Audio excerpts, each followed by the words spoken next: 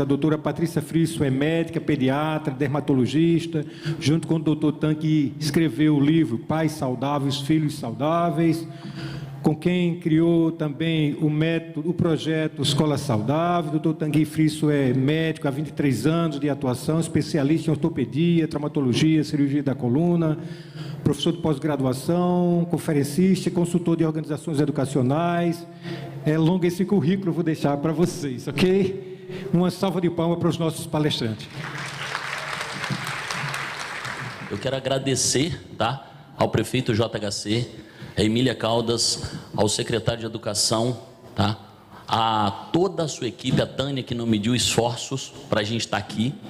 E eu quero dizer para vocês que é uma alegria falar para professores. Vocês sabem por quê? Eu sou filho de professora. E eu tenho orgulho de falar isso, tá? A minha mãe é professora. Eu ajudei a minha mãe, quando era criança, a rodar prova no mimeógrafo. Isso, com cheiro de álcool, gente. E o meu primeiro emprego com 17 anos foi ser professor de química, por ironia do destino. E como o próprio Helder falou aqui, que ele falou que a essência dele é ser professor. Eu pergunto muito para todo mundo, qual é o momento mais importante da vida de uma pessoa? São dois momentos. E eu quero que vocês prestem muito atenção. Eu achei bonitinho demais, eu fui lá atrás tirar uma foto, as professoras todas anotando, gente, isso é bonitinho demais. Sei numa palestra, a palestra da Camila, fantástica, a palestra do Rodrigo, tá? É muito legal quando vocês fazem isso. A gente se sente reconhecido, a gente vê que todo o esforço da gente vir para cá, valeu a pena. E aí, esses dois momentos, um é quando a gente nasce. E o segundo momento, mais importante da vida de uma pessoa, é quando você descobre o que você veio fazer aqui. Qual é o seu propósito? E como o professor Helder falou, eu achei lindo. Ele falou, olha, eu sou o professor. Isso é muito bonito. Quando a gente descobre esse propósito, não tem todas essas palestras de saúde mental que a gente ouviu aqui, fantásticas. Isso vale a pena. Você fala, eu faço o que eu gosto, eu faço o que eu amo. E isso é muito importante. Hoje nós vamos falar da saúde do professor pós-pandemia. Isso é uma palestra que talvez vai mudar a visão de vocês. A Patrícia é pediatra e dermatologista. Eu sou ortopedista com algumas formações em nutrição, fisiologia do exercício, terapia de sono, coach, PNL, hipnose. Algumas formações para poder entender 360 graus o meu paciente, mas não só o meu paciente, todas as pessoas que passam na nossa frente. E o passador, você está já aí com ele? Passa ali? Então volta. Então, só que não começou a projetar. Volta. Ah, agora sim. Então nós vamos falar sobre a nova realidade. E aí, a primeira grande pergunta para vocês. Próximo slide. Como ensinar algo que a gente não sabe direito? Todo mundo vira e fala, olha, você tem que controlar a emoção, hein? Legal, você tem que emagrecer. Ó, você tem que dormir bem, fazer atividade física. Só que eu quero a participação de vocês, eu quero que vocês anotem mesmo, tá? Que depois tiver dúvida, mandem perguntas, façam questionamentos, é muito legal isso. E aí eu vou deixar com a Patrícia agora, para ela passar um pouquinho da experiência dela para vocês. Bom dia, gente, tudo bem? A nossa plateia, a maioria é feminina aqui hoje, né? Tem alguns homens, alguns professores, diretores, né? Então, um prazer estar aqui. Vocês estão de parabéns pela cidade linda, tá? Obrigada pelo convite e obrigada por vocês estarem aqui hoje. Então, gente, eu vou mostrar para vocês, deixa eu só mudar aqui, que aqui é meio dificilzinho. Como que está a nossa saúde? Vocês estão bem, gente, de saúde não só emocional? Vocês acham que vocês estão bem? Assim, vocês estão preparados para enfrentar esse ano que está por vir aí com muito desafio? Né? Então, eu vou trazer para vocês, eu vou mostrar para vocês e quero comparar também como é que está a saúde da população adulta, para vocês terem uma ideia.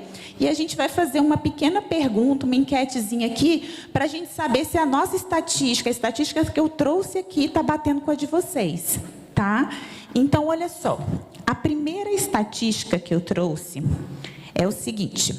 Antes de falar disso, só vou mostrar isso aqui, é uma curiosidade muito interessante, gente.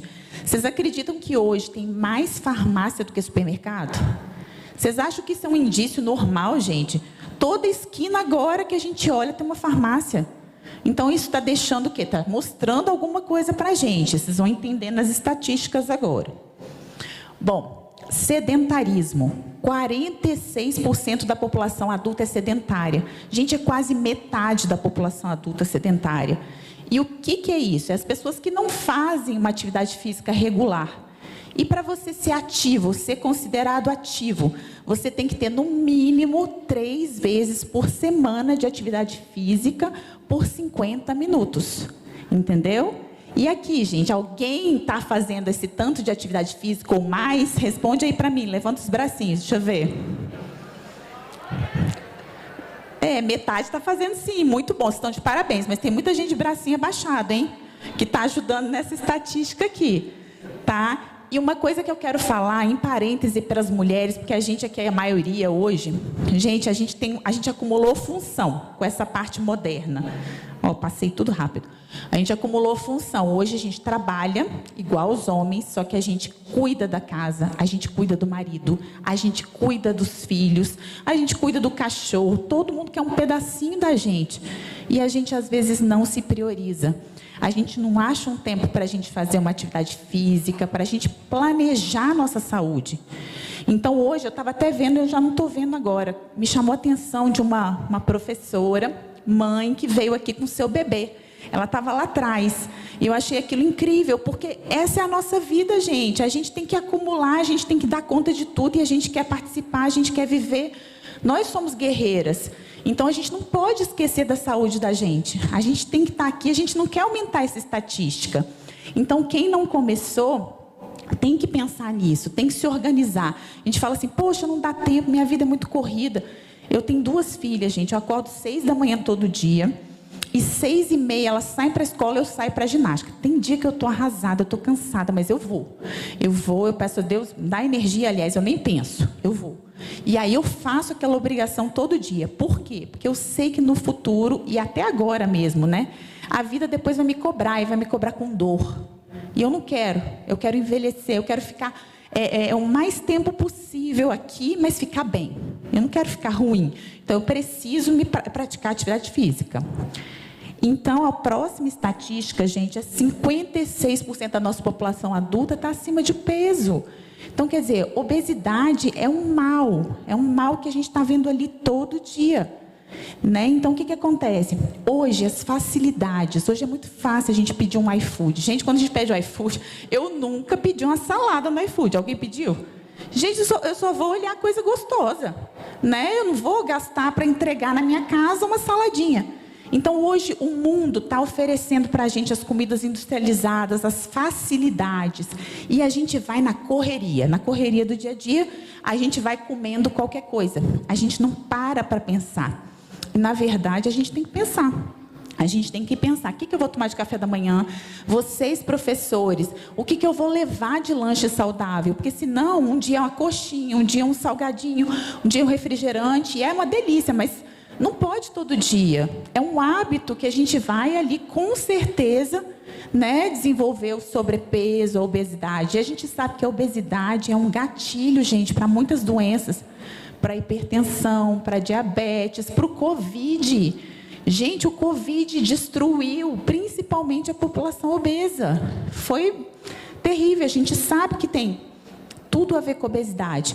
Então, a gente precisa tratar a obesidade, porque, consequentemente, a gente vai tratar outros males que vão aparecer. Próxima estatística, para vocês saberem, é que 70% da população adulta tem problema relacionado ao sono. Gente, é insônia, é aquela apneia do sono, aquele negócio que você perde a respiração quando você dorme. Ou a gente está preocupada pra caramba e a gente não consegue dormir. A gente fica assim, meu Deus, amanhã eu tenho que pagar a conta tal, amanhã eu tenho que fazer isso, eu tenho que levar o menino na escola. Nossa, meu marido, será que ele está fazendo o quê? Meu Deus, será que ele tem outra? E a gente não dorme. Gente, é desesperador. Então, assim, a gente precisa dormir melhor. Por quê? Porque o sono é o elo perdido entre a saúde e a doença. O sono é uma coisa que começou a ser estudada na medicina uns 40 anos para cá. E isso é super recente, em se falando de medicina. E aí o que acontece? Se a gente não dorme bem, no outro dia a gente está sonolento, a gente está pouco produtivo, a gente está irritado, a gente está cansado. E é no sono que a gente restaura as nossas funções. Então, gente, se a gente não dorme bem, a gente tem que estar ligado. Porque o sono vai interferir em tudo mais na nossa vida. Então, o sono hoje tem que ser uma preocupação. Próxima estatística para vocês seria de controle emocional. Gente, é assustador. 80% da nossa população tem problema emocional. Gente, é quase todo mundo, né? Quase todo mundo. E o mal do século hoje, como foi falado pelo Rodrigo, pela Camila, é a ansiedade e a depressão. Gente, às vezes eu vejo as pessoas se apresentarem, né? Eu sou fulana, eu sou engenheira. Aí, de repente, ela fala assim, eu sou ansiosa. Gente, não é isso. A gente fica ansiosa em algumas determinadas situações. A gente não é ansiosa. A gente não pode colocar aquilo como um título para a gente. Então, a ansiedade é uma preocupação. A gente está ocupando de uma coisa que nem aconteceu ainda. Então, a gente está sofrendo com aquilo. E tem técnicas para a gente melhorar a nossa emoção. A gente vai sentir tudo, igual o Rodrigo falou, todos os sentimentos, mas a gente consegue sim, com técnicas, pensar principalmente na ansiedade. O que eu posso fazer para aquele problema? Eu posso resolver? Não, não posso. Então eu vou entregar para Deus, para quem acredita, né? Então a gente tem que saber lidar com isso. E, gente, quando a gente fica emocionalmente doente, a gente somatiza. O que é somatizar? A gente traz a doença para o corpo. Então, a gente começa a manifestar sintomas no corpo todo e patologias. Então, a gente precisa cuidar da parte emocional. Foi muito falado aqui, gente, mas eu acredito que sem a outra parte da saúde, se a gente não melhora a alimentação, se a gente não melhora, né, a questão da atividade física que produz endorfina, que deixa um bem-estar danado, ainda melhora, né, as nossas condições de trabalho. Se a gente não melhorar o nosso sono para ele ser restaurador, não adianta a gente focar só na emoção, não. A gente precisa unir tudo, a gente precisa fazer uma transformação, tá? E não são coisas complicadas, eu preciso investir em comidas caras, nada disso, gente. Eu preciso de uma academia top, nada. Gente, Maceió é lindo, que orla maravilhosa que a gente passou a noite, incrível. Vocês têm um mar quentinho, gente, a gente tem um mar gelado. E eu e Tanguy, a gente toma banho de mar todo dia. Todo dia a gente faz atividade física, 5 minutos a gente entra no mar e 5 minutos a gente medita. A gente gasta 10 minutos para fazer isso. Imagina se a gente morasse aqui nesse mar. Eu ia acordar 5 para ficar 1 hora nesse mar quentinho. Então, gente, a gente tem muita desculpa. Realmente, eu sei que a vida da gente é muito atribulada. A gente realmente tem muita desculpa. Mas a gente consegue priorizar, sim, a nossa saúde. Eu sei porque a minha vida é tão pesada e tão assim, igual a de vocês, que a gente acumula tudo. E eu consigo fazer, então eu sei que vocês conseguem também. E qual que é o nosso grande problema? Olha essa foto, gente. E aqui, mamãe coruja, essas são minhas 2 filhas, nossas filhas, né, Tanguy? A Maitê, que é essa de xadrezinho, né, que tem 15 anos hoje. E a Luma, que é essa outra, da calcinha ali, toda estampadinha, que tem 14 anos. São bem juntinhas. E as meninas são cantoras, gente, coisa mais linda, cantam lindamente. E aí, elas são nossa inspiração. E um dia, um casal, que somos nós, falamos para as nossas filhas: cuidado onde vocês pisam, minhas filhas.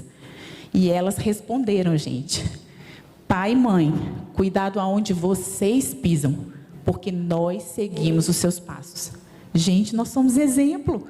Então não adianta as palavras convencem, um exemplo arrasta.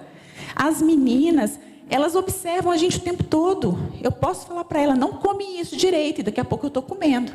Gente, vai dormir cedo, e eu estou dormindo 3 da manhã, entendeu? Mexendo no celular. Se eu não for exemplo, eu não vou transformar minha família, eu não vou mudar, entendeu? Então, o que acontece? Nós somos exemplos e vocês, professores, são exemplos. Vocês são exemplos para o aluno de vocês. Quantos alunos se inspiram em vocês? Então, olha só. Então, a gente tem, né, que melhorar a nossa saúde e passar isso para eles. É a melhor forma de mudar uma geração. Agora eu vou falar para vocês rapidamente a estatística das crianças. Vocês vão ficar assustados. Eu não estou falando que nós somos exemplos. Se os pais estão doentes, a maioria da nossa população adulta, porque essas estatísticas eu trouxe baseado no Censo Nacional de Saúde, no último. Se os pais estão doentes, as crianças estão doentes também. Então, olha só, gente, 85% das crianças e adolescentes são sedentários. Quando eu falo de criança e adolescente, é de 5 a 17 anos, tá bom? E aí, o que acontece? Por que eles são sedentários? Eles têm que ter 5 vezes por semana de atividade física, por pelo menos 50 minutos. Na nossa época, quando a gente, muito tempo atrás, a gente brincava muito na rua, né? A gente tinha mais liberdade, a gente era joguinho, era bicicleta. Nossa, eu adorava pular elástico, não sei se alguém já fez isso na vida, né? E aí, hoje, a gente está vendo que as crianças com tecnologia, elas estão muito focadas, aquilo é viciante, gente. Aí elas querem ficar no joguinho, no iPad, na rede social, ou ver alguma série, algum filme, algum desenho, e elas estão deixando de brincar. E isso vocês podem ver, né?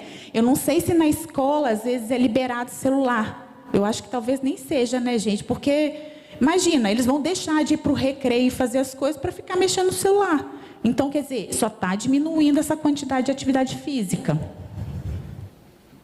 Obesidade. 1 a cada 3 crianças está acima do peso. Gente, é muito, né? Eu lembro que quando há 20 anos atrás eu atendia pediatria, era raro a criança que era gordinha. Era raro. Normalmente a gente atendia as crianças com problemas assim, com virose, com infecção bacteriana ou alguma doença realmente, né? Que teve a infelicidade de ter, e a gente tratava. Mas a gente não tinha criança que não brincava tanto, criança que estava gordinha, criança já com pressão alta, com diabetes, assim, nessa frequência que está, não, gente. Então, isso foi tudo desse mundo acelerado, industrializado, essas comidas que foram invadindo a nossa mesa e que está proporcionando isso. E se a criança está obesa, a obesidade não é gatilho de um monte de doença, elas começam a ficar doentes cedo. E depois, adultas, vão levar aquela vida. Era para ser crianças saudáveis, em desenvolvimento, que já estão ficando doentes e vão ficar adultos doentes. Então, isso é muito sério. A próxima é o sono infantil. 1 a cada 4 crianças tem problema de sono. Gente, quando eu era criança, a gente brincava tanto, a gente estudava, ia para a escola, depois brincava tanto na rua, que quando ia para casa estava exausto. Não tinha também esse tanto de atrativo, não, televisão para ver nem nada, e a gente desmaiava, dormia mesmo. E a criança, ela precisa de, no mínimo, 8 horas de sono, tá?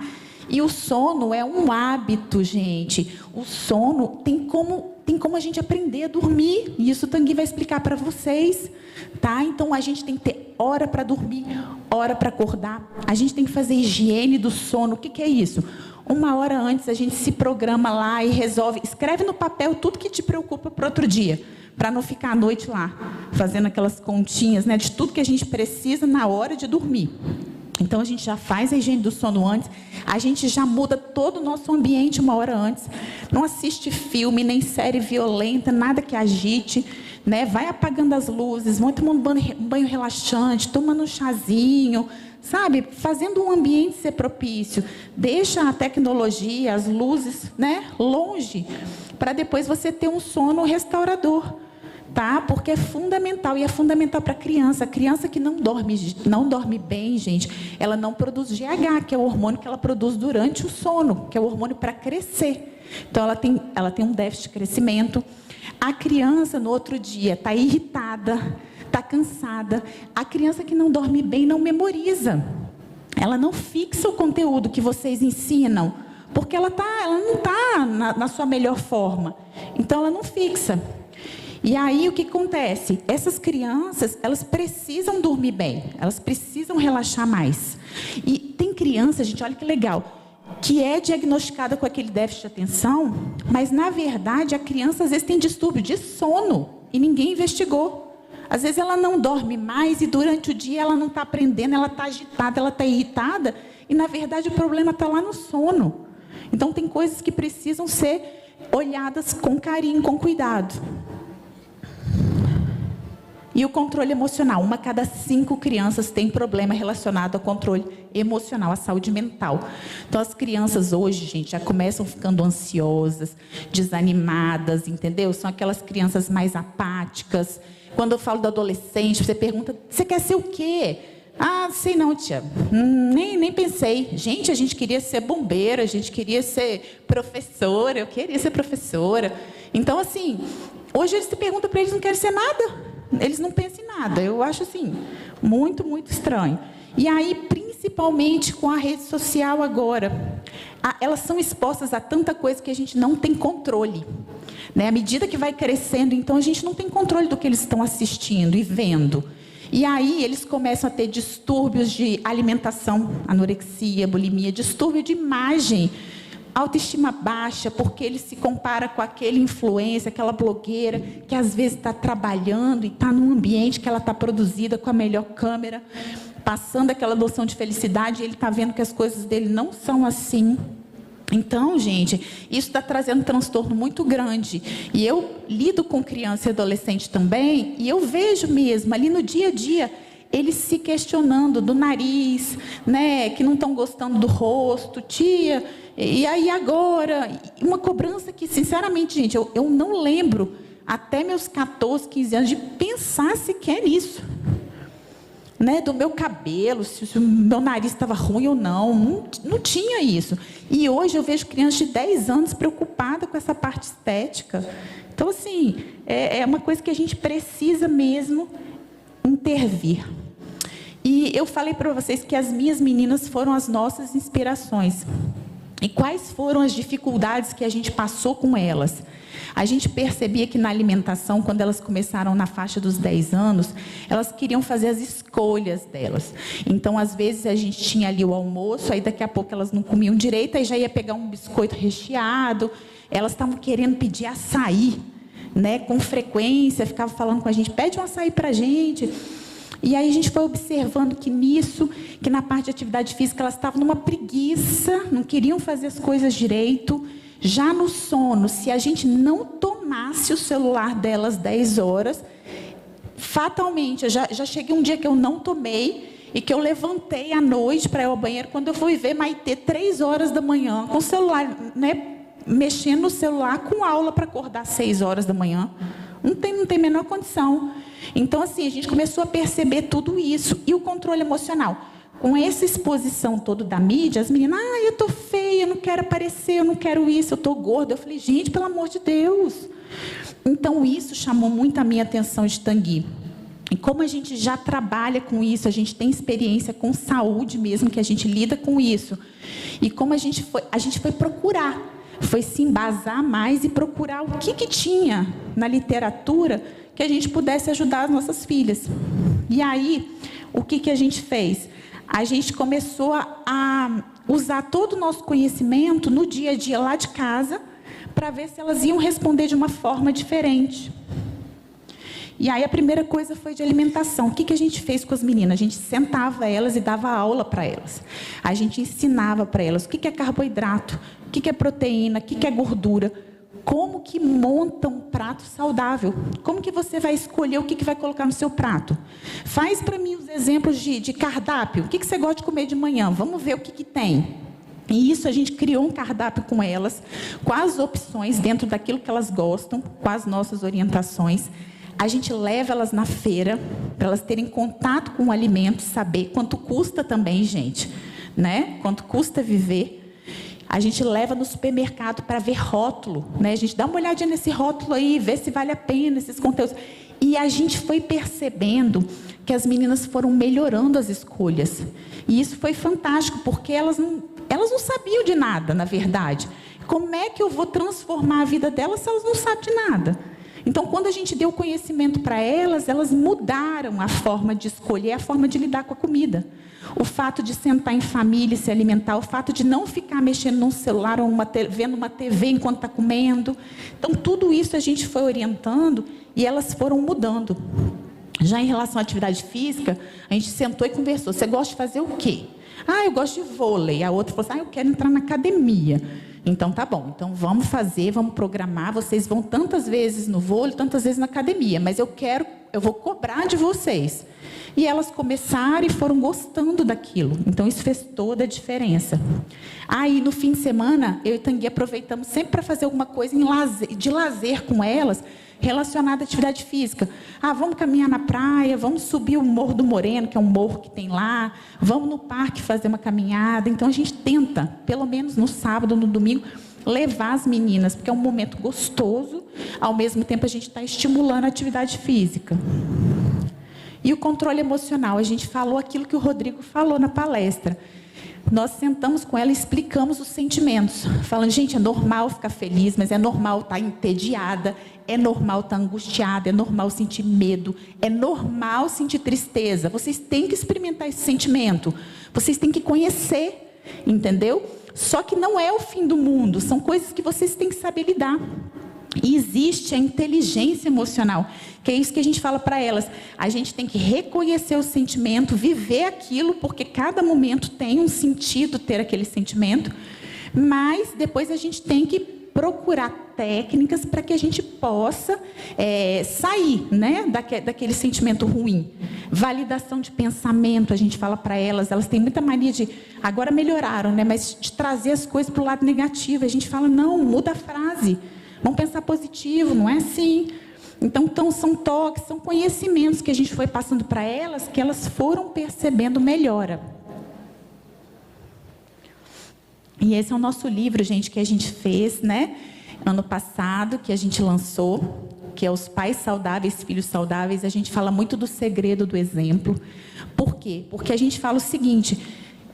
nesse livro, vocês vão aprender realmente o que é, vocês vão ter informação sobre saúde, vão transformar a vida de vocês de uma maneira simples, e quando vocês transformam a vida de vocês, vocês automaticamente são exemplos para os seus filhos. Vocês conseguem mudar a rotina alimentar, ou a rotina de atividade física, tudo isso que eu falei, com atos simples. Então, esse livro foi feito para as famílias, para a gente conseguir mudar a vida das famílias. E esse foi um dia super feliz, quando a gente fez o lançamento do livro pela editora Gente. E com as meninas, eu falo que elas são quase coautoras, né? Porque tudo que a gente pensou, a gente testou com elas, e a gente viu o feedback delas. Como é que elas se comportaram. E elas mudaram muito, gente, elas mudaram para melhor. Então, a gente fica muito orgulhoso, né? E eu espero, eu e Tanguy, que esse livro possa mudar a vida de muita gente. Às vezes é uma leitura simples, são ajustes simples que vocês fazem, mas a gente transforma a saúde de vocês. E a gente também tem um projeto, que é o Escola Saudável, que a gente lançou na Bienal do Livro, em 2021, que é um projeto justamente para o ensino fundamental, né, que foi falado aqui, que é uma idade meio difícil, né, para vocês, e justamente a gente ensinar a saúde ali. Como que a gente dá poder para uma pessoa, gente, dando conhecimento. Como que a gente quer que os jovens façam escolhas saudáveis se a gente não ensinar? Se a gente não ensinar sobre alimentação, qual que é a importância de atividade física, quais são os sentimentos e por quê, e como que ele tem que reagir, que ele tem hora para dormir, que ele tem hora para acordar, entendeu? Se eles não souberem, gente, como é que eles vão fazer diferente? E eu vou contar uma história legal para vocês. Olha o poder dos professores, o poder que vocês têm. A aluna, uma vez, chegou em casa, ela teve uma aula da professora dela, e a professora falou de refrigerante. Falou que não tinha nutriente, tinha muito sódio, não era legal. Ela chegou em casa e ela contou isso para a gente nunca proibiu o refrigerante, só não estimulava, mas não proibia. E ela falou para a gente assim, ó, eu aprendi isso, eu não vou mais tomar refrigerante a partir de agora. Hoje ela tem 14 anos e nunca mais ela tomou refrigerante. E isso foi porque a professora deu uma aula e ensinou. Olha o poder do conhecimento e o poder que vocês têm também sobre os alunos. Então, gente, a minha parte é essa. Eu vou passar para Tanguy, vocês vão ficar encantados com ele, que agora vocês vão entender realmente o que fazer. Tá bom? Esse aqui que passa? Legal, vamos lá. Gente, olha só, estão preparados para uma nova ideia? Porque Albert Einstein disse que uma mente que se abre a uma nova ideia jamais volta ao seu tamanho original. Eu duvido quem ouvir essa palestra de saúde aqui no final, eu queria que levantasse a mão depois. Falar, olha, eu não aprendi nada, ou quase nada. E vocês vão aprender muito sobre saúde. E olha que coisa interessante, gente. Em 1801, isso nós estamos falando há praticamente 220 anos atrás, a expectativa de vida do brasileiro era 35 anos. O imperador Dom Pedro I morreu com 36 anos de tuberculose. E o século XIX foi chamado século da higiene. Nós aprendemos a lavar as mãos, escovar os dentes, tomar banho. Não tinha álcool gel ainda, né? E aí, nós saímos de 35 e fomos para 45. Gente, olha só, 1901. Nós estamos falando há 121 anos atrás. A expectativa do brasileiro era 45. Eu tenho 46 anos. Muitos de nós aqui já éramos para ter ido embora, né?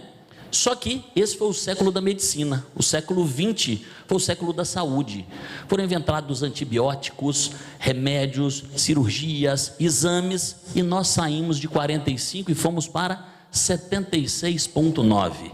Esse século agora, o século 21, é chamado século da mudança comportamental. E vocês sabem por que a gente está tendo tanto problema emocional? Vocês sabem por que a gente está tendo tanto problema de saúde? Porque a gente não estava preparado para esse mundo tão acelerado. E outra coisa que eu vou falar para vocês, sabiam que 17% dos médicos são alcoólatras?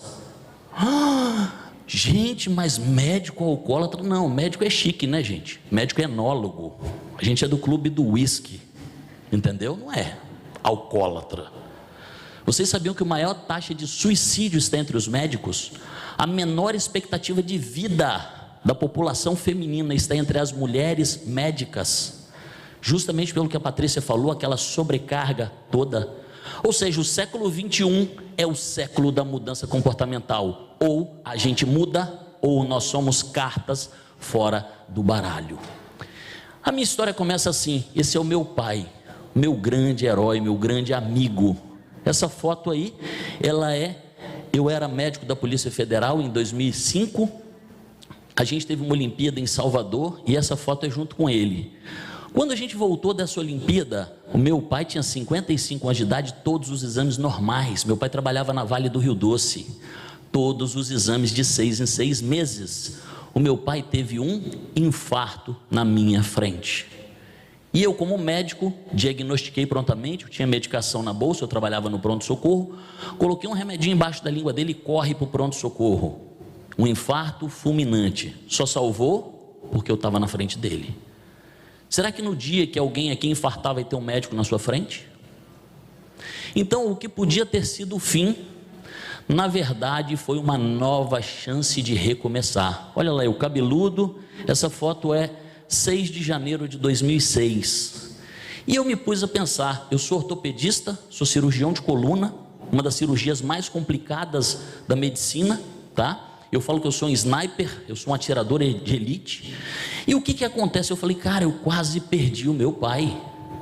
Não foi essa medicina que eu prometi fazer. E aí eu comecei a estudar cada vez mais.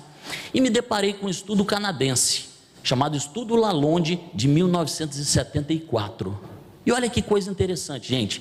Esse estudo, ele mostra que 60% da sua longevidade ou da sua qualidade de vida dependem do seu estilo de vida, dos seus hábitos, o que você come, como você dorme, a atividade física que você pratica, os seus hábitos emocionais. Gente, olha só, 60%, é muito.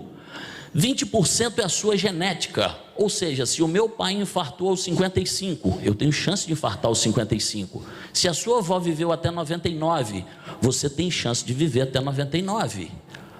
Quando a gente soma o estilo de vida mais a genética, isso é chamado de epigenética. 80% da nossa longevidade é então a nossa genética mais os nossos hábitos. 15% são fatores ambientais, poluição, todos os agrotóxicos, as pandemias, 15%, tá? E olha que coisa mais interessante, isso daqui que me chocou, 5% cuidados médicos. Tudo que nós da área de saúde fazemos para a saúde de qualquer pessoa é 12 vezes menos impactante do que o seu hábito de vida. Ou seja, se você está colocando a sua saúde apenas na mão do médico, lamento informar, você está colocando na mão da pessoa errada. E é verdade. Isso se chama autorresponsabilização. E o que eu vou trazer para vocês aqui hoje, como a Patrícia disse, como eu dou o poder para uma pessoa? Informação. E é isso que a gente vai fazer. Em 2017 eu fiz um grande evento com 1.200 pessoas, mais de 8 horas ensinando para eles isso daqui, ó, controle emocional, atividade física, alimentação e sono restaurador. Eu quero perguntar de vocês, esses 4 elos são os 4 elos da saúde. Qual é o elo mais importante dos 4? Falar emocional, Emília falou que acha que é os 4. E aí? Gente, a gente tem que lembrar que toda corrente se rompe no seu elo mais fraco. Um dia eles perguntaram para uma mãe, qual filho que você gosta mais? E ela falou, o pequeno até que cresça, o distante até que volte, e o doente até que sare. Ou seja, ela gosta igual de todos os filhos. Só que isso também é o professor. O professor não tem aquele aluno queridinho, não. Ele demanda atenção às vezes para quem tem mais necessidade. E a turma ou os irmãos não reconhecem essa necessidade. Assim como os elos da saúde, os 4 elos são igualmente importantes. Atividade física, gente. Quantas vezes por semana a gente tem que fazer atividade física? 3, lindo, hein?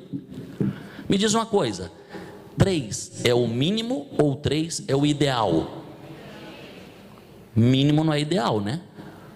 O salário mínimo é uma coisa, não é o ideal, a gente sempre quer mais. E me diz uma coisa, por que que na atividade física vocês vêm com o mínimo? Gente, atividade física é todo dia, olha só, o meu avô já faleceu, o meu avô morava numa cidadezinha chamada Burarama, distrito de Cachoeiro de Itapemirim, a terra do Roberto Carlos.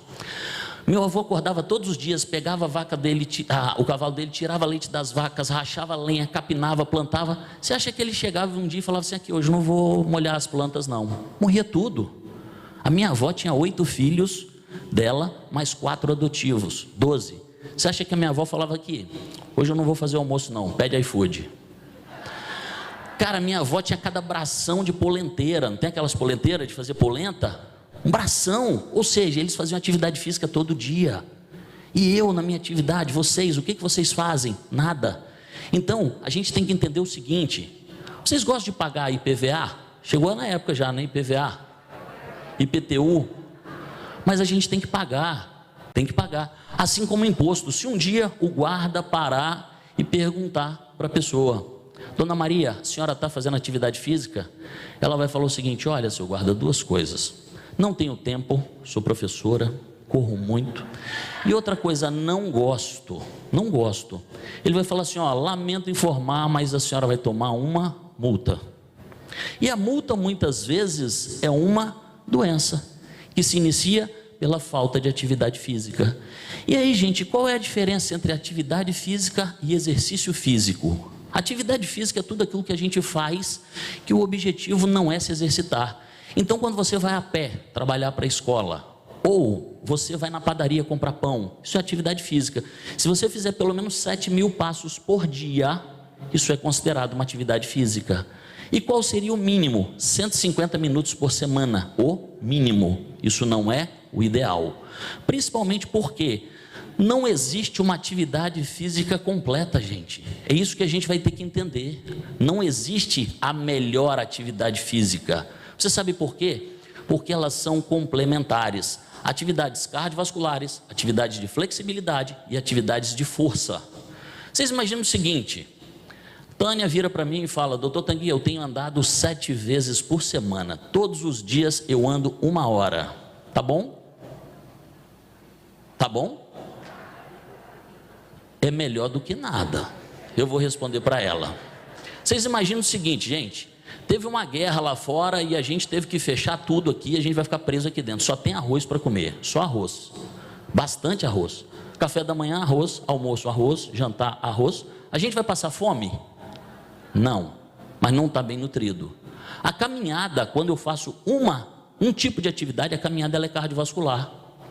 Eu tenho que entender que os exercícios cardiovasculares, eles trabalham o meu coração, trabalham os meus vasos. Então, o coração, ele funciona como uma grande bomba de jardim, uma bomba que vai bombear o sangue através dos vasos, levando nutriente para os tecidos. Assim como essa bomba vai bombear água para os tecidos. E quais são as principais atividades cardiovasculares que a gente tem? Caminhada, esteira, bicicleta, todos os jogos coletivos, futebol, vôlei, a natação, todos eles são atividades cardiovasculares e devem ser feitos entre 2 e 3 vezes por semana. Pessoal do caderninho, pegar aí e anotar: atividades cardiovasculares 2 a 3 vezes por semana. Flexibilidade. A gente começa a envelhecer a partir de quantos anos, gente? Que nasce. Olha só, eu falo isso, é muito interessante. Olha só. Como? Essa Emília acertou. Olha só, gente, o que acontece é o seguinte: tem gente que acha que a gente começa a envelhecer depois que a gente nasce. Não tá errado, não. Só que olha só, todo mês, a pessoa ganha 5 mil reais. 5 mil. E ela gasta 3. Gasta 3. Está sobrando 2. Ela está ganhando ou está perdendo? Está ganhando, está sobrando 2. Isso é matemática, gente. As professoras de matemática aí me ajudem. Gasta 5, ganha 5, gasta 3, sobra 2. Uma pessoa de 18 anos, ele está ganhando musculatura ou ele está perdendo? Ganhando. Então não posso falar que ele está envelhecendo ainda, porque o ganho dele é muito maior. Quando é que a gente vira o chamado cabo da boa esperança? Que a gente começa a envelhecer, gente. Que a gente começa a ganhar 5 e gastar 7. A partir dos 30 anos de idade. A gente começa a envelhecer a partir dos 30. Vocês podem prestar atenção. Olha só, a maioria dos atletas para quando? Entre 30 e 40 anos. E para por quê? Doutor, porque já ganhou muito dinheiro. Não, não é dinheiro. É condicionamento físico. Usain Bolt, o maior corredor de todos os tempos, 31 anos. Como é que ele parou? Uma lesão na coxa. Michael Phelps parou com 28 anos. Nós começamos a envelhecer e perder flexibilidade. Os nossos músculos, eles têm como se fosse um arame de caderno. Não tem aqueles cadernos antigos que era de alumínio, que vai ficando rígido? A gente começa a perder flexibilidade. E aí a gente precisa, pelo menos 1 a 2 vezes por semana, estimular a nossa flexibilidade. Você sabe para quê? Para poder abaixar e amarrar o cadastro do sapato, para pegar uma fruta lá no alto, para atravessar a rua correndo com o netinho. Eu falei que 30 anos a gente começa a envelhecer, gente. Se 30 é a metade, qual é o ponto final? Ixi, lascou, hein? 60. Olha só que nós criamos meios de viver sem. Só que vocês sabem o que acontece com a maioria das pessoas depois dos 60, gente? As pessoas médico de exame em exame, de remédio em remédio. E é isso que vocês querem para a vida de vocês? Eu também não quero. Tá? Então a gente vai ter que voltar a fazer essas atividades. E aí olha só que coisa interessante. Sarcopenia. Vocês sabem o que é sarcopenia? Fala aí mais alto para a gente. Hã? Tá bonitinho, olha só. Gente, sarcopenia é a terceira doença mais frequente que a gente tem. E quase ninguém sabe o que é. Você sabe qual é a doença mais frequente depois dos 40 anos de idade? Hipertensão arterial, pressão alta. A segunda, osteoartrite, desgaste das articulações. Terceiro, não é diabetes, não é câncer, não é nada disso, é sarcopenia. Sarques vem do grego carne, penia, pobreza. É uma perda de massa muscular que começa a acontecer especificamente depois dos 40 anos. A gente começa a perder 1% de massa ao ano até os 60. Depois dos 60 anos, essa perda de massa muscular se intensifica para 2% ao ano. Ou seja, uma pessoa aos 80 anos de idade, normal, que não faz atividade física, que não come bem, que não dorme bem, ela provavelmente perdeu 60% da sua massa muscular. E aí vem a pergunta soco no queixo para todos vocês: quem vai empurrar sua cadeira de roda? Você já escolheu? Vocês sabem por quê, gente? Olha aqui, não espera que essa geração nova aí vai empurrar a cadeira de roda da gente não, irmão. Aqui, a gente vai encontrar uma geração agora que bota os pais no asilo, chamado casa de repouso, coloca os filhos na creche e sai para passear com o cachorro, irmão. Não fica confiando em filho não, tá? Então, mantenha sua massa muscular em dia. E quais são as melhores atividades para ganho de massa? CrossFit, treinamento funcional, ginástica localizada, musculação. Eu preciso trabalhar os meus músculos. Por quê? Músculo é um dos grandes segredos da saúde. Quem tem mais músculo é mais saudável. Sempre lembrando, a diferença entre o remédio e o veneno é a dose. Não adianta aqueles fisiculturistas que usam anabolizantes, usam bombas, fazem de tudo. Isso também não é saudável, tá? Não é saudável. E aí nós vamos entrar no segundo elo. Alimentação é igual comida de verdade. Isso é uma coisa que muito me entristece, sabia? A Patrícia mesmo falou que 56% da população está obesa ou acima do peso. 1 a cada 3 crianças e adolescentes também. E por que isso? Porque falta informação. Vocês vão ver isso. Vocês aqui fazem parte da elite cultural de Maceió. E vocês vão ver que a gente sabe muito pouco de saúde, tá? Alimentação saudável é igual comida de verdade, gente. E você sabe o que a gente mais tem na internet? Terrorismo nutricional. Terrorismo nutricional. A maioria dos nutricionistas, médicos, nutrólogos que estão lá, você sabe o que eles fazem? Criam um problema para te vender uma solução. Você quer ver? Leite. Leite faz mal. Mal para todo mundo. 40% da população tem intolerância à lactose. 60% não tem. Eu não posso afirmar isso não, isso é criminoso. Às vezes a criança só tem um copo de leite para beber de manhã, cara. Vocês entenderam? Glúten. Glúten. O glúten faz muito mal. 1% da população brasileira tem intolerância a glúten. 1%. Eu desafio a vocês, se alguém tiver uma garrafinha de água aí, pode olhar. Está escrito na garrafinha de água, não contém glúten. Você sabe de onde que vem o glúten? Do trigo. Do trigo. Então, peraí, eu preciso escrever na água que não tem glúten? Rapaz, é chamar a gente de idiota, tá? É chamar de idiota. No pacote de sal, eu mostrei para Emília. Não contém glúten. Eu preciso escrever que no pacote de sal não contém ouro? Não! Eu sei que não tem ouro ali. E peraí, no sal não contém glúten. Ah, mas escreveu não contém glúten, aquilo é saudável.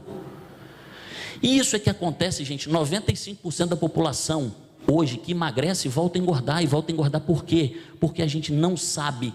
A primeira coisa que eu quero que vocês aprendam: o que é taxa metabólica basal? Taxa metabólica basal é o nosso salário de calorias. Então, cada pessoa tem uma taxa metabólica. Só para vocês terem noção, eu e Patrícia, a gente tem a mesma idade. Ela não gosta que eu fale a idade dela, eu falei a minha. A gente tem a mesma idade, tem a mesma altura, só que eu peso 10 quilos a mais do que Patrícia. A minha taxa metabólica é 1.900, a dela é 1.400. A gente pode comer a mesma coisa? Não, eu gasto 500 calorias a mais do que ela. Então, tudo vai ser baseado na taxa metabólica basal. Então, a primeira vez, gente, que vocês forem no nutricionista, a partir de agora, perguntem qual é a minha taxa metabólica basal. Isso é muito interessante, porque ali está o seu salário de calorias e toda a dieta, ela tem que ser baseada na sua taxa metabólica. E olha que coisa legal, vocês imaginam o seguinte, no seu bolso esquerdo você tem todas as notas de real. E eu peço para uma pessoa, me dá R$72. A pessoa enfia a mão no bolso, tira 50, 22. Legal, parabéns. Só que no seu bolso esquerdo tem dinheiro da China. Bueno, me dá aí R$72 em ien. Aí o cara olha e fala, cara, não conheço ien. Escolhe aí para mim. É isso que acontece com a nossa alimentação. A gente tem que escolher alimento pelo menos 5 vezes por dia. E a gente não sabe escolher. Como que não sabe escolher? Eu não sei o que que tem. Gente, a gente aprende isso daqui durante a nossa formação. Força é igual massa vezes aceleração. A gente aprendeu isso. Você sabe quantas vezes que eu usei isso daqui na minha vida? Eu acho que na prova de vestibular só. Depois não utilizei. Ah, mas é importante aprender? É importante. Mas olha só, e a fórmula da alimentação que eu tenho que escolher 5 vezes por dia? Ninguém me ensina isso na escola, cara. Que coisa! E aí a BNCC fala em 2017, ó, tem que ensinar saúde, hein? Só que ela não diz como. Como que eu vou ensinar? A gente tem que entender o seguinte, gente, isso eu quero que vocês anotem, aprendam. Então a minha taxa metabólica basal, eu vou dividir ela em 3 macronutrientes, chamados carboidratos, proteínas e gordura. Todo alimento tem que ter carboidrato, proteína e gordura. E 2 micronutrientes, que são chamados vitaminas e minerais. Por que são macronutrientes? Porque eu preciso em gramas. Por que os outros são micronutrientes? Porque eu preciso em miligramas. Só que apesar de serem miligramas, eles são extremamente importantes. Extremamente importantes. Todas as reações enzimáticas, as vitaminas e minerais participam. Então, gente, guarda aí, carboidrato, proteína e gordura. Vamos fazer um teste com vocês? Vamos lá? Ovo. Ovo tem carboidrato, proteína, gordura, ele pode ter os 3, ele pode não ter nenhum. O que o ovo tem? Proteína, gordura e carboidrato. Hã? Quem aí acha que o ovo tem carboidrato? Levanta a mão, sem vergonha. Ovo não tem carboidrato? Ó, tem gente que acha. Proteína e gordura. Ovo praticamente não tem carboidrato, tá? Manga.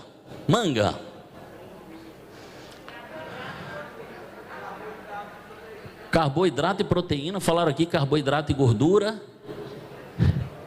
E aí? Vamos lá, gente, vocês têm que me ajudar. Quem acha que manga tem carboidrato? Levanta a mão aí para eu ver. Pouca gente. E proteína? Quem acha que tem proteína? E gordura? Mais gente acha que tem gordura. Manga só tem carboidrato. Olha só o que acontece, gente. Quando eu falo isso daqui, vocês têm que entender o seguinte. Por exemplo, eu sou médico. Eu entendo um pouquinho de direito. Entendo, mas eu não posso falar que eu sou advogado. Então, quando eu falo que a manga só tem carboidrato, e qual é o carboidrato das frutas? Frutose. Tem uma professora que até me confidenciou, não tem o segredo que o Bueno pediu para contar? Ela falou, estou comendo menos banana. Porque é engraçado, gente, a diferença entre o remédio e o veneno é a dose. E ela falou, olha só, eu estava comendo muita banana. E o que acontece? Se você comer muito carboidrato, esse é um dos principais problemas de saúde que a gente tem.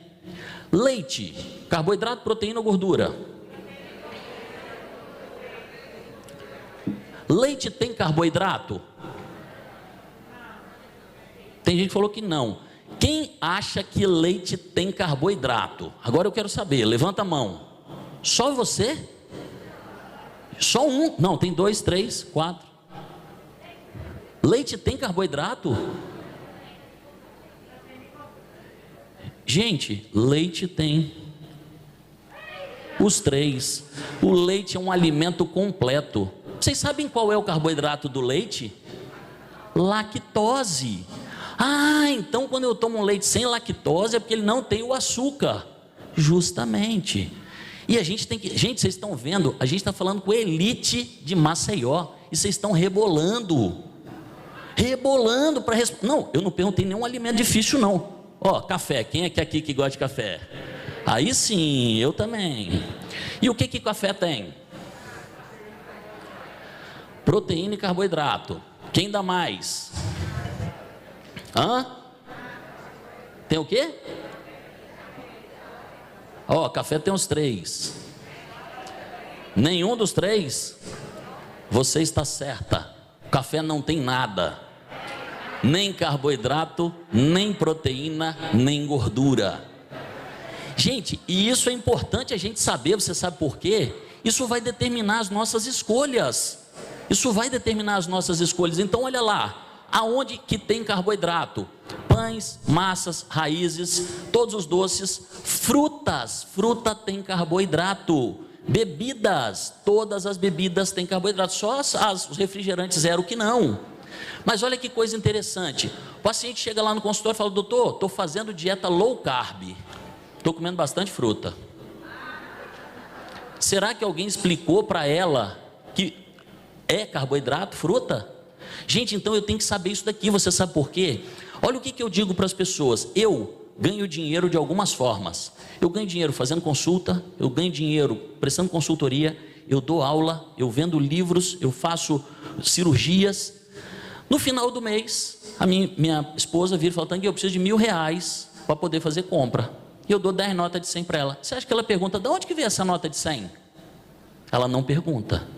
Assim como o seu corpo, quando a gente vai comer carboidrato, ele não pergunta se isso veio de um pão, se isso veio de uma batata doce, veio de uma caipirinha ou de um pudim. Cada um tem as suas variáveis, mas todos são carboidratos. Isso é muito importante saber. As proteínas, aonde a gente tem as proteínas? Então nas carnes, ovos, queijo, todos os derivados do leite, então carne de porco, de boi.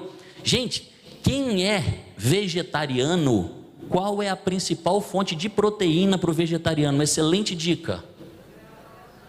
Mas qual grão? Ó, eu ouvi lá, soja. Soja é uma excelente fonte aqui. A soja dá de pau no feijão, tá? Então todos os grãos são importantes, mas uma excelente fonte de proteína é a soja. Gorduras e lipídios, gente. Nós temos gorduras boas e olha só, 30% do nosso consumo deve ser de gordura. Você sabia o que dá gosto para o alimento? Gordura. Toma um sorvete sem gordura, não tem gosto nenhum. Não tem o leite sem gordura, o leite desnatado, ele tem gosto de água. O que dá saciedade é gordura. E a gente não tem que ter esse medo de gordura, não. 30% do nosso alimento deve ser gorduras. Então a gente tem o abacate, o coco, todas as amêndoas, azeitona, azeite, tudo é moderação. Gente, dieta. Dieta vem do grego diaita, que significa modo de vida. Qualquer dieta que não faça parte do seu modo de vida está fadado ao fracasso. As dietas de privação não dão certo, porque o nosso corpo, ele diminui o nosso metabolismo, e muitas vezes quando eu volto a comer em excesso. Então se isso não passar por uma reeducação alimentar, como todo mundo fala, isso não vai funcionar.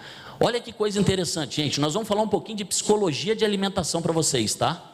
Olha só, eles fizeram um estudo e eles viram que a primeira mordida de qualquer alimento é responsável por 50% do prazer que aquele alimento te proporciona. Não tem aquela sexta-feira que você trabalhou, chegou em casa e tomou aquela cerveja? Aquele primeiro gole é imbatível. É imbatível. Não tem no churrasco aquele primeiro pedacinho de carne que você come? Gente, olha só, mas olha que coisa interessante. 50% é no primeiro, 20% no segundo, 10% no terceiro, ou seja, 80% do prazer de qualquer alimento está nas 3 primeiras colheradas. Então se eu for comer um pedaço de pudim, gente, come um pedaço pequeno. Vocês entenderam? É isso que a gente está dizendo. Olha que coisa legal, tamanho versus quantidade. A gente chega no supermercado e tem aquela embalagem de sucrilhos grandes, 10% a mais. Eles viram que quando a embalagem é grande, a gente serve em torno de 30% a mais. A gente gasta 30% a mais de shampoo, 30% a mais de pasta de dente quando o tubo é grande. Tamanho versus quantidade. Eles fizeram um estudo em Oxford e eles deram o potinho para as pessoas colocarem sorvete.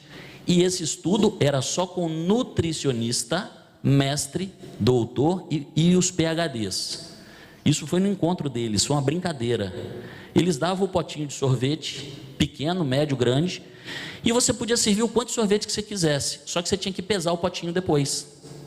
Sabe o que eles viram? Quem pegou o pote grande, comeu quase 80% a mais de sorvete. Ou seja, quando a gente come com pote grande, a tendência é comer mais. Olha só, 2 grupos de pessoas comendo 300 gramas de comida. Um grupo com prato pequeno, o outro com prato grande. Não tem o grupo com prato pequeno? Só 10% quis repetir.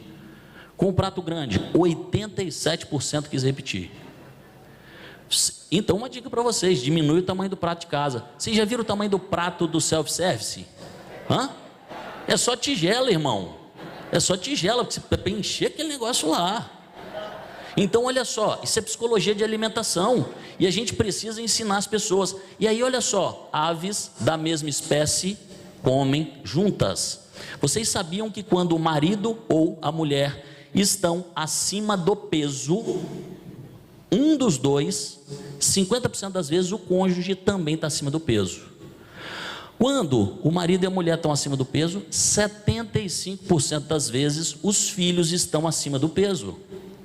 Quando o marido, a mulher e os filhos estão acima do peso, até o animal de estimação da família está acima do peso. E aí eu conto muito, é sério, chegou um dia lá no meu consultório, um casal, o pai obeso, a mãe obesa, e os dois com 2 menininhos obesos, só que eles estavam preocupados com o mais velho.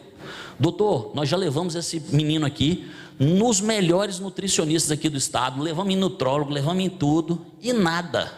Aí eu perguntei para eles: mas vocês já tentaram emagrecer vocês? Aí eles, é como se eu tivesse falado uma heresia com eles. Você está doido, doutor? Não, rapaz, a gente tem que emagrecer a família toda. E a gente começou um programa de reeducação alimentar, de atividade física, de controle emocional de sono, e graças a Deus hoje, aí eles fazem parte do nosso livro. A gente escreveu deles no nosso livro. Sono, gente, que é o terceiro elo.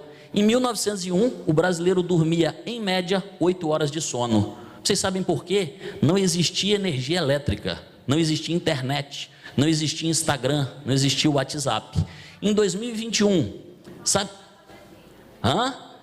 Só dava para fazer filho. Minha avó tinha 8 mais 4 adotivo. Em 2021, o brasileiro dorme em média 6 horas e meia de sono. E o grande problema, como a própria Patrícia falou, o sono é o elo perdido entre a saúde e a doença. E a gente fala muito pouco de sono. Só que quando eu falo, por exemplo, de IDEB, eu quero melhorar o IDEB do meu município, eu tenho que investir em sono. Na universidade, no estado da Califórnia, o que eles fizeram? Todos os estados lá têm autonomia independente. Eles poderiam diminuir ou alterar o horário de entrada na escola. Todo mundo entrava às 7 horas. Eles passaram todo mundo para entrar às 9h30. Só que eles ensinaram rotinas de sono. Você sabe o que aconteceu com o resultado do estado? Melhora de 63% das notas. 63%. E os caras são extremamente criteriosos nessa avaliação. Então, gente, a qualidade e quantidade de sono impactam diretamente na sua saúde, na sua longevidade. Durante o sono, nós liberamos alguns hormônios que fazem bem para a nossa saúde. Dormir é um hábito. Então, como a Patrícia falou, eu tenho que ter hora para dormir, hora para acordar. A gente precisa ensinar isso. Se eu não estou acostumado a correr maratona, e eu resolvo correr uma maratona, eu não corro. Assim como, se você não está acostumado a dormir 8 horas da noite, você deitar para dormir, você não dorme. Só que isso é hábito, então a gente tem que determinar horários. Como eu disse, sono é igual memória, que é igual rendimento escolar. Outra coisa, as pessoas que dormem 7 a 8 horas de sono por noite, a longevidade delas é pelo menos 10 anos a mais. Um remédio gratuito todas as noites para viver mais e viver melhor. Só que a gente vem a cada dia tendo uma redução do tempo de sono, jornada de trabalho, como a Patrícia disse, a sobrecarga em cima das mulheres, especificamente todo mundo quer um pedacinho, o marido, o filho, todo mundo quer, e aquilo dali reduz o tempo de sono. Gente, vocês sabiam que a principal causa de acidentes no mundo é falta de sono? Vocês já viram alguma vez o Detran fazer essa pergunta? Fazer uma campanha falando sobre sono? Não, fala sobre álcool e droga, legal, tem que fazer, mas ninguém fala de falta de sono. Só para vocês terem base, você sabe quantas pessoas morrem de acidente de trânsito por ano no Brasil? 120 mil pessoas por ano. Isso é quase uma Covid, cara. E ninguém fala disso, déficit de sono. Então, nós temos que orientar, principalmente os caminhoneiros, porque quando tem um acidente de carro normal, morre em torno de 2 pessoas. Quando tem um acidente de caminhão, morre em torno de 5 a 7 pessoas, porque ele mata ele mais os outros juntos. Dores musculares. Se tiver alguém aqui que sente dor, 30% da população sente dor crônica. A falta de sono é intimamente relacionado a dores crônicas. Melhore a sua condição de sono, você melhora as suas dores. E os riscos do medicamento para dormir? Isso ninguém fala para a gente. Vocês sabiam que quem usa remédio para dormir, a taxa de suicídio é 5 vezes maior? Meu Deus! Sabia que a taxa de câncer é 3 vezes maior? Tangui, mas que isso? Mas é melhor usar o remédio do que não dormir, tá? É melhor. Mas se você tiver métodos, olha só, isso foi uma pesquisa, revelou que a insônia pode ser evitada sem uso de medicamentos. A gente tem técnica, gente. Eu dou curso de sono, eu ensino as pessoas a dormir. E isso é fantástico. Nos cursos de sono, a gente reduz em quase 70% o uso de medicação. E aí a gente tem que entender que a melatonina é um hormônio que a gente produz quando tudo está escuro. E a gente produz essa melatonina quando tudo se apaga. Vocês estão vendo essa boia de caminhão em volta da pessoa? O nome disso chama toroide. Isso chama física quântica. Não tem nada com invenção, com nada. Todo mundo tem essa área de radiação. Não tem quando aquela pessoa que só reclama das coisas, só fala mal dos outros, chega perto de você e ela sai perto e você fala, nossa, parece que não tem aquela energia pesada? Não tem? É isso daqui, ó. É a sua toroide em contato com a toroide de outra pessoa. E você sabe qual é a zona de radiação? 2 metros. Todo mundo que está sentado aí, que tem 2 do seu lado, você está irradiando energia para essa pessoa. Por isso que o abraço faz tão bem, gente. Por isso que o abraço é uma troca de energia. Por isso que faz tão bem. Só que todos esses aparelhos eletrônicos, eles atrapalham a nossa produção de melatonina. Tem alguém aí que está com o aparelho celular a mais de 2 metros de distância? Tá? Não, olha lá, está na mão dela, está aceso.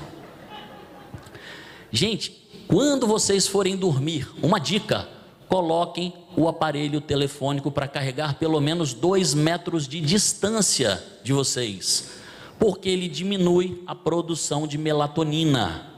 Então isso é muito importante. A melatonina é um excelente rejuvenescedor, ele emagrece, ele é um excelente anticâncer. Sim, isso é fantástico. Gente, dormir bem emagrece. Quando a gente dorme, a gente produz GH, que é o hormônio do crescimento. Ele serve para crescer enquanto a gente cresce. Quando a gente parou de crescer, ele na verdade é um excelente rejuvenescedor. E aí, ó, uma dica, alimentos que aumentam a melatonina de forma natural: banana, o abacaxi e a laranja. Mas não é para comer os 3 juntos de noite de uma vez, né? Um abacaxi inteiro, uma penca de banana, aí não tem, aí lascou. Gente, olha que coisa interessante. Se vocês perguntarem isso daqui para a maioria dos médicos, eles não sabem te responder. A gente tem fases do sono. Como é que está nosso horário aí, gente? Porque eu estou igual o professor Helder, se deixar eu vou falando. Tá, vai rapidinho que nós já estamos indo. Olha só, gente, as fases do sono, olha que coisa interessante. Nós temos a fase 1 e 2, que é sono superficial. É aquele stand-by. Não tem o stand-by da televisão? Se eu ligar, se eu chamar Emília, ela já acordou. Por que ela acordou? Porque ela estava no stand-by. Fase 3 e 4, fase de sono profundo. É aquilo que se você levantar o braço da pessoa aqui, ó, soltar, ela cai. Se você botar ela de lado, ela fica. Quando a pessoa acorda na fase 3 e 4, você chama Emília, Emília, acorda. Ela acorda igual o cachorro quando cai da mudança. Por que a gente acorda assim? Porque o cérebro estava desligado. E a fase 5 é a fase de sono REM, chamado Rapid Eye Movements. É uma fase de sono rápido, de movimento rápido dos olhos. Ele está escaneando todas as informações que a gente teve durante o dia. Durante o sono REM é que eu acumulo memórias. Quem não entra na fase 5 não acumula memórias. Não tem as pessoas que usam remédio para dormir? Eles dopam o cérebro. Pode perguntar para eles: como é que está a sua memória? Péssima, doutor. Péssima. Uma das principais queixas de quem usa remédio para dormir. Eles não entram na fase 5 de sono REM. A fase 5, durante a noite, vocês vão processar todas as informações. Olha, tudo que a Camila falou, que o Bueno falou, que a Patrícia, que o Tanguy falou, que todo mundo falou aqui, isso daqui é bom, guarda. Isso daqui, não serve, joga fora. Se você não dorme bem, você não acumula informações. E aí, essa fase toda, ela dura em torno de 1h30. Depois eu entro na fase 1 de novo. Por isso que eu acordo de noite. Não tem aquela vontade de fazer xixi? Aquela dor nas costas? Aquela preocupação? Aquela ansiedade? Isso é você entendendo das fases do sono. Só que tem uma fase na vida da mulher que ela não passa da fase 1 e 2. Que fase é essa? Não a gravidez. Durante a gravidez ela dorme muito bem. Não é a gravidez. A maternidade. Olha que coisa interessante, gente. Quando a mulher tem o filho, a partir do primeiro dia, acende um alarme na cabeça dela. Ela não sai da fase 1 e 2. Não sai. Se a criança dizer, ela já acordou. O neném está esgoelando, o pai lá está, fase 4, 5 já, desmaiado. Gente, só que você sabe o que acontece? O fato dela não dormir adequadamente, você sabe qual é o período que isso dura? 2 anos. Dura em média 2 anos. Faz com que ela envelheça pelo menos 5 anos. Pelo fato de não dormir. É um carnaval que não acaba. Durante 2 anos. É triste, mas é real, tá? Então, sono é fundamental a gente entender das fases do sono.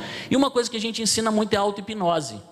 Vocês sabem o que é auto-hipnose? É o seguinte: qual é a diferença de meditação e hipnose? Hipnose, eu levo você para outro lugar. Meditação, muitas vezes eu trago você para dentro.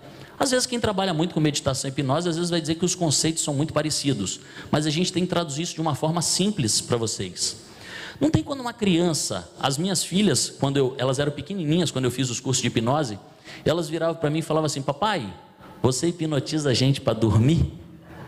Aí eu falava assim: hipnotizo, meu amor, deita as duas aí. Aí eu controlava a respiração delas, e aí eu falava o seguinte: olha só, num mundo muito distante existia um castelo, e nesse castelo tinha um rei. Esse rei era o rei mais ciumento do reino. Você sabe por quê? Ele tinha as 2 princesas mais bonitas. Aonde que elas estavam? Lá dentro do castelo. Vocês sabem qual é a principal causa de insônia? Ansiedade. A gente não consegue dormir porque a gente não consegue desconectar. E quando a gente começa a utilizar a auto-hipnose, ou seja, pensar em alguma coisa agradável, nas praias de Maceió, naquela caipirinha no sábado, naquela música linda que ela cantou para a gente aqui, isso daí é maravilhoso. Eu faço isso, eu guardo momentos para a hora de dormir. E uma dica para vocês para dormir, tá? Na hora de dormir, gente, oração de gratidão. Não faz oração de pedido. Você sabe por quê? Senão você está pensando no problema. Deixa para pensar no problema de manhã cedo. Então agradece a Deus, obrigado, agradece por tudo. Isso é fantástico. Nós estamos entrando no último elo: difícil controle entre a razão e a emoção. A depressão é o mal do século e acomete praticamente 20% da população brasileira. Isso é um problema, inclusive, de seguro social. O INSS está lotado de gente com depressão. E aí, olha só que coisa interessante. Vocês sabem como é que era o nome da Veja antigamente? Diário Oficial. saiu na Veja, era verdade.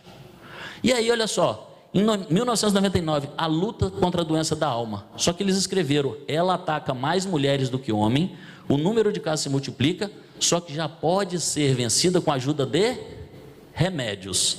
Lê do engano. 2012, depressão é a promessa de cura. A ketamina é a primeira esperança no tratamento totalmente eficaz contra a depressão. Nós estamos esperando a capa de 2025, porque essas duas não resolveram. O que a gente tem que entender, gente? Nosso organismo, a gente tem duas substâncias, a gente tem várias outras, mas as duas são as mais importantes. A serotonina, que é o hormônio do bem-estar. A adrenalina, o hormônio da luta, fuga e guerra. Só que uma é muito parecida com a outra, são duas irmãs.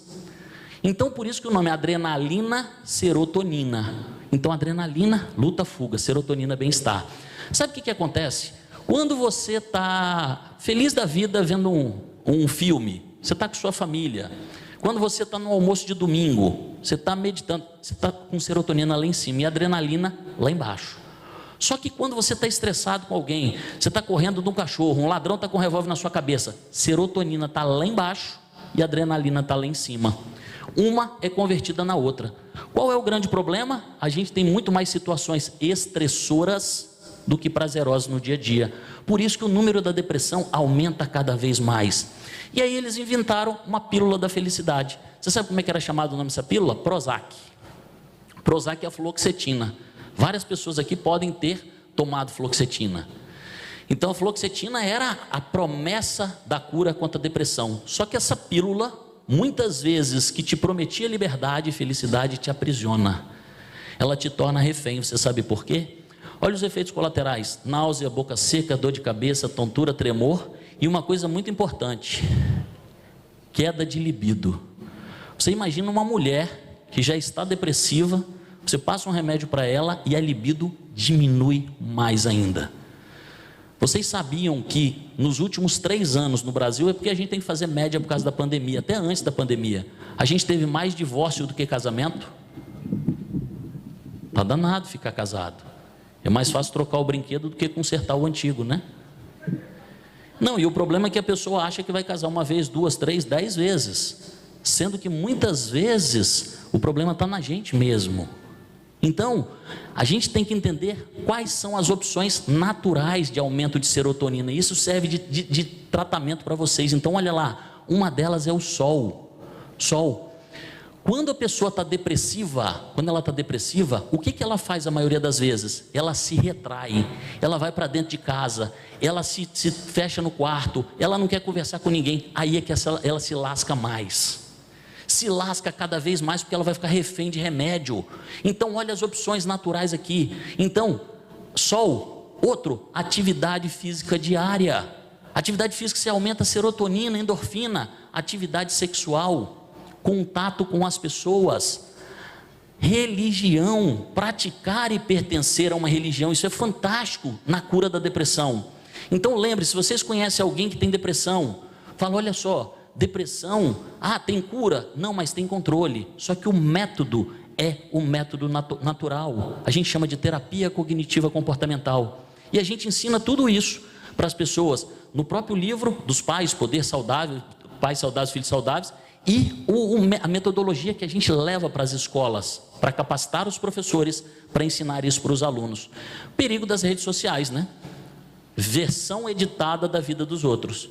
Então a gente muitas vezes sempre fica comparando com todo mundo. A vida dos outros sempre é melhor, os outros são mais felizes, são mais ricos, têm mais amigos do que a nossa vida. Isso é um grande perigo.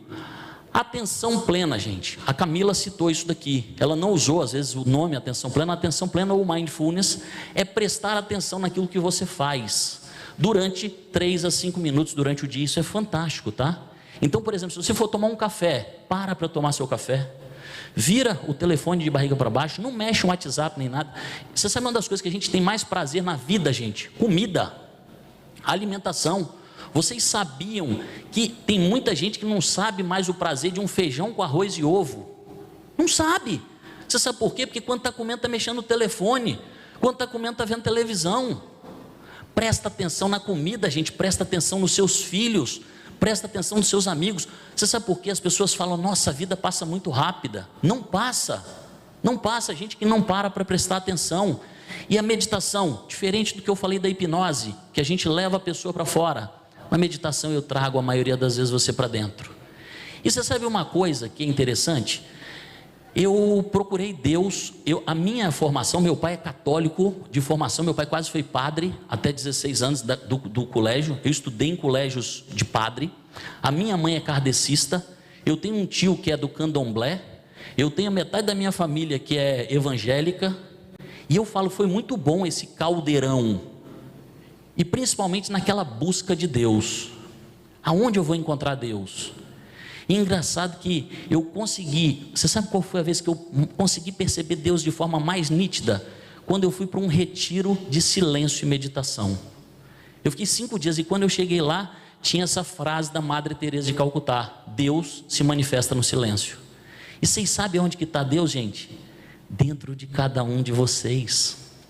E isso é muito gostoso. Quando a gente faz meditação, eu estou em contato com quem?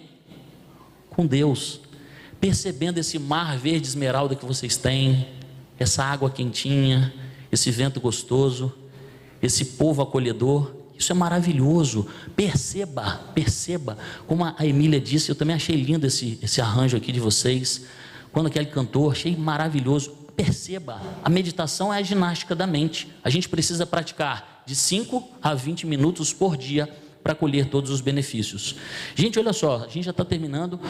Exercício físico e meditação. Eles fizeram um estudo na Universidade de Rutgers, nos Estados Unidos, e eles viram que se a pessoa meditasse 2 vezes por semana e depois fazia uma caminhadinha de 40 minutos, reduziu o sintoma da depressão em quase 40%, sem usar medicamento.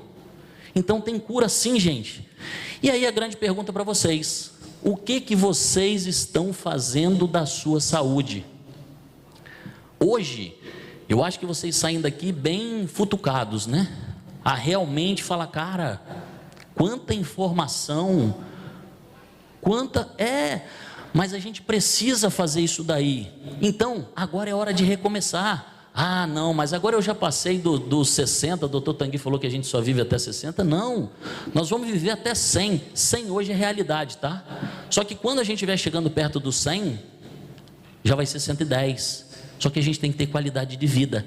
Então eu peço a vocês, olha só, do mesmo jeito que vocês fazem plano de aula, gente, planeje a sua saúde, planeje a sua alimentação, a sua atividade física, o seu sono, o seu tempo para estar com os amigos, para participar de uma religião, para ter a sua vida social.